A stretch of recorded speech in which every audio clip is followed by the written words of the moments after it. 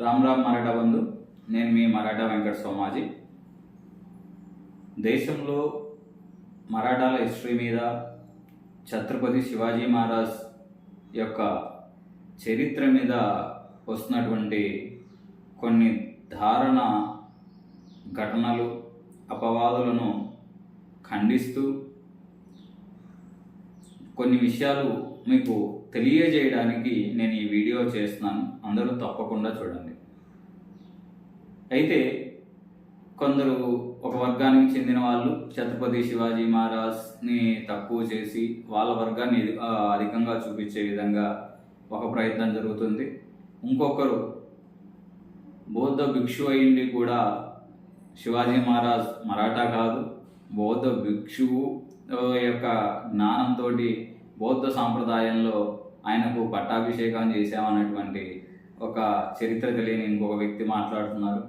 అదేవిధంగా ఇంకొక వర్గానికి చెందినటువంటి ఈ దేశ చరిత్రకే సంబంధం లేనటువంటి వ్యక్తి తను శివాజీ మహారాజ్ గురించి, మరాఠాల గురించి కూడా చాలా తక్కువ చేస్తూ మాట్లాడడం ఈ సోషల్ మీడియాలో చూస్తూనే ఉన్నాం. అయితే ఇలా మాట్లాడిన ప్రతి ఒక్కరికి మనం సమాధానం చెప్పాల్సిన అవసరం లేదు. అసలైన చరిత్ర అన్నది ప్రజలందరికీ తెలుసు. ఈ మధ్య సోషల్ మీడియా ద్వారా అయితేనేమి, ఇంటర్నెట్ ద్వారా అయితేనేమి, దాని తర్వాత చిత్ర పరిశ్రమల ద్వారా అయితేనేమి సరైన హిస్టరీలో అంతో కొంత తెలుసుకుంటున్నారు కాబట్టి ఆల్రెడీ కొంత అవగాహన ఉంది.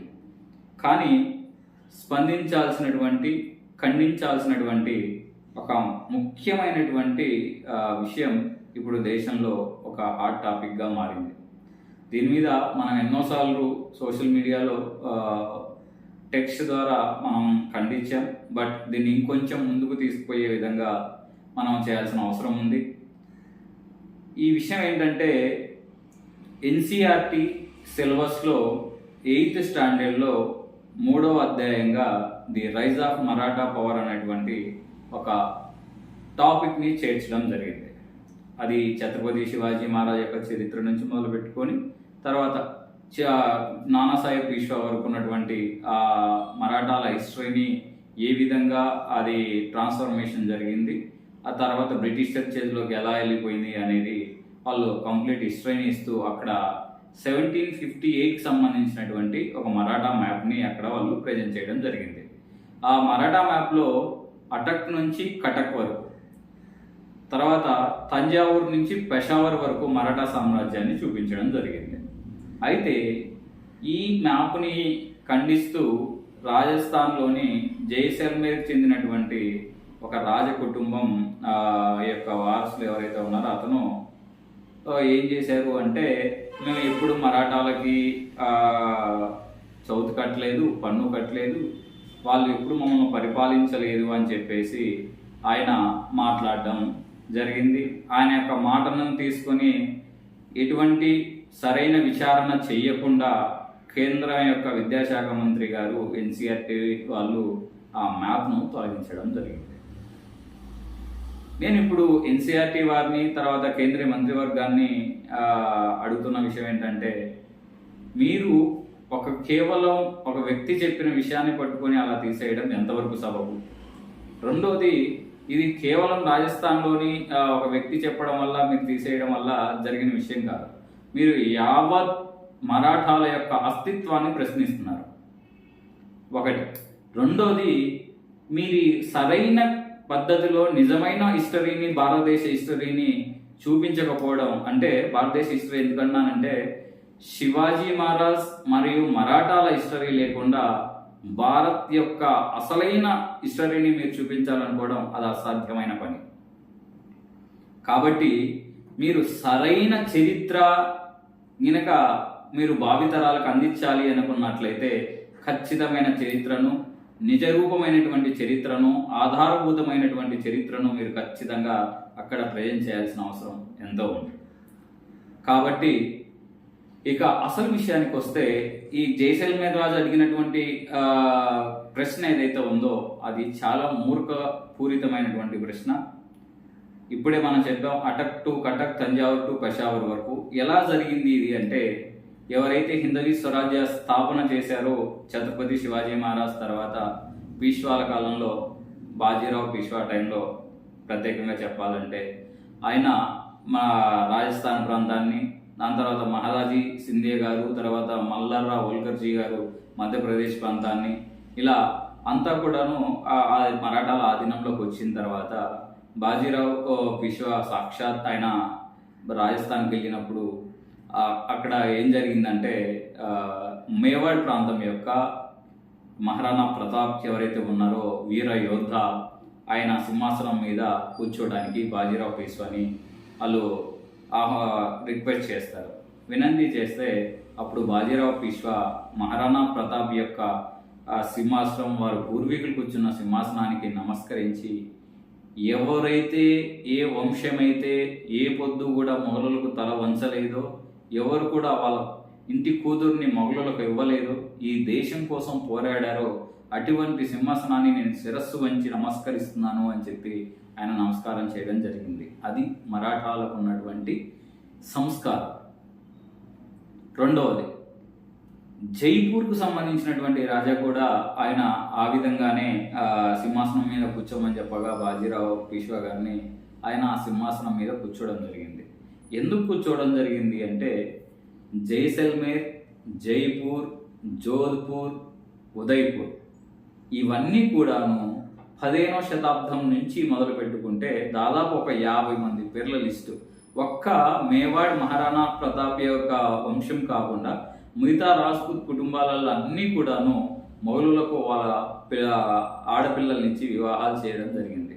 వాళ్ళు ఏ పొద్దు కూడా మొఘలులకు వ్యతిరేకంగా పోరాడిన దాఖలాలు లేవు. ఇవి నేను చెప్తున్న మాటలు కాదు, ఆల్రెడీ ఆధారాలు ఉన్నాయి, వాటిని మీరు చెక్ చేస్తే సరిపోతుంది. అదేవిధంగా ఇక అసలు విషయానికి వస్తే జైసల్మేర్. ఈ జైసల్మేర్ అనేది ఏదైందో అది పాకిస్తాన్ యొక్క ప్రాంతానికి దగ్గరగా ఉన్నటువంటి చాలా చిన్నటి ఎడారి రాజ్యం. ఎడారి రాజ్యంకి సంబంధించిన రాజ్యం మీద మనకు ఆ టైంలో ఉన్నటువంటి మొఘల్ బాదుషా ఎవరైతే ఉన్నారో ఆ మహమ్మద్ బాదుషా ఎవరైతే ఉన్నారో ఆయన యావత్ భారత్ మొత్తానికి కూడాను మరాఠాలకి చౌత్ సర్దేశ్ముఖ్ వసూలు చేసుకోవడానికి అధికారాన్ని జల్ అహ్మద్ నామా ద్వారా అందజేయడం జరిగింది. అయితే ఇక్కడ మేవాడ్ ప్రాంతంని గౌరవిస్తూ మనం ఏ పొద్దు మరాఠాకి ట్యాక్స్ తీసుకోలేదు. దాని తర్వాత ఈ జోధ్పూర్, ఉదయ్పూర్ ఈ ప్రాంతాల నుంచి ట్యాక్స్ కలెక్ట్ చేశారు. దాంతోపాటు జైసల్మేర్ నుంచి ట్యాక్స్ కలెక్ట్ చేయలేదు. యాక్చువల్గా ఎందుకు చేయలేదు ఆ టైంలో అంటే అదొక ఎడారి ప్రాంతమైనటువంటి చాలా చిన్న రాజ్యం. దాని నుంచి వచ్చేటువంటి ఆదాయం ఏమీ లేనప్పుడు దాని నుంచి మనం ట్యాక్స్ వసూలు చేయడానికి వాళ్ళ దగ్గర సరైన పన్ను వసూలు చేసే ఆదాయం లేనప్పుడు వాళ్ళ నుంచి పోవడం కూడా సమయాన్ని వృధా చేయడం అవుతుందని చెప్పి దాన్ని వదిలేశారు. పాపభీతితోటి వదిలేశారు. ఆ పాపభీతితోటి వదిలేసినటువంటి ప్రాంతానికి సంబంధించినటువంటి ఒక రాజవంశస్థుడు ఈరోజు చరిత్ర తెలియకుండా మరాఠాల చరిత్రని ప్రశ్నించేంత స్థాయికి కూర్చున్నారు.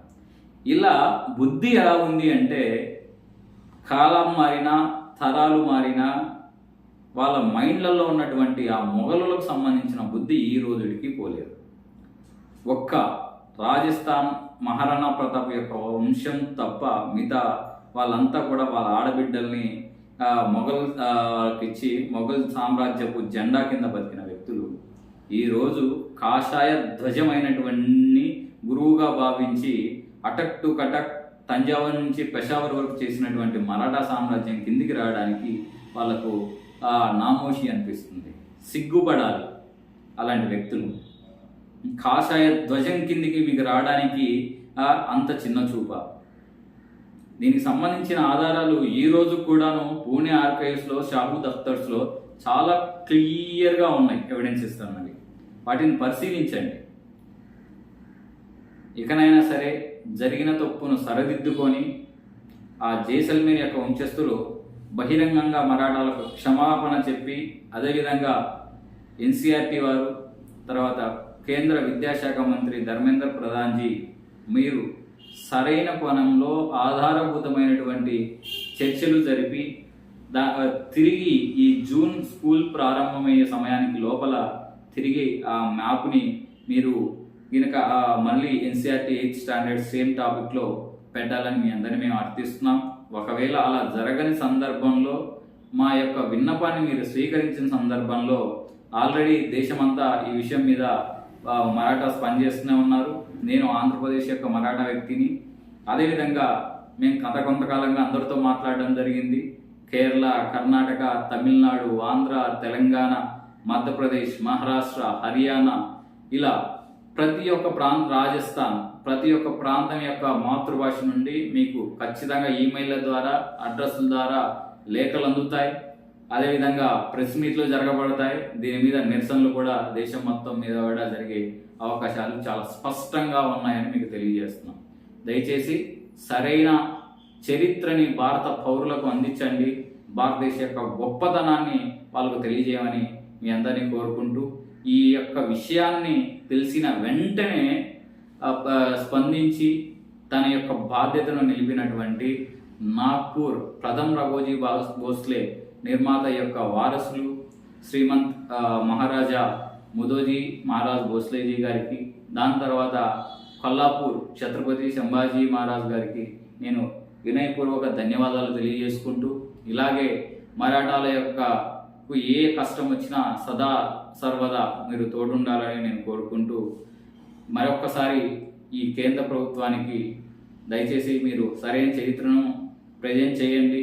ఇన్నాళ్ళుగా మీరు చెప్పినటువంటి మొఘలుల చరిత్ర ఈ దేశం మీద రుద్దరి అని చెప్పేసి ఆ చరిత్రని సరైన చరిత్ర అందిస్తామన్న విధంగా మీరు మీ మాట నిలబెట్టుకుంటారని, దయచేసి తిరిగి ఆ మొఘలులో లాగా నిజమైన చరిత్ర తీసి ఒక వర్గం చరిత్ర కోసం తలవంచొద్దని మీ అందరినీ కోరుకుంటూ సెలవు తీసుకుంటున్నాను.